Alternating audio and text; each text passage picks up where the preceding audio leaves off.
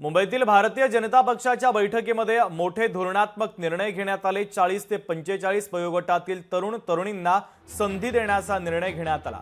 Ward अध्यक्ष आणि मंडल अध्यक्ष पदावर तरुणांची नियुक्ती आता केली जाणार आहे। वॉर्ड अध्यक्ष मंडल अध्यक्ष निवडीमध्ये 25% महिला असतील अशी देखील महत्त्वाचा निर्णय आजच्या या बैठकीमध्ये घेण्यात आलेला आहे।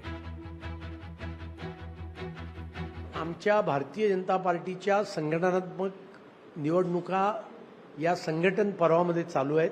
आज आम्ही एक धोरणात्मक निर्णय घेतलेला आहे।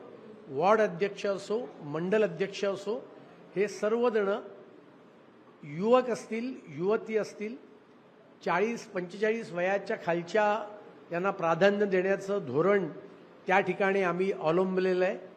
त्याचबरोबर युवक युवतींच्या बरोबर महिलांना प्राधान्य आम्ही संघटनेच्या पदांमध्ये देणार आहोत।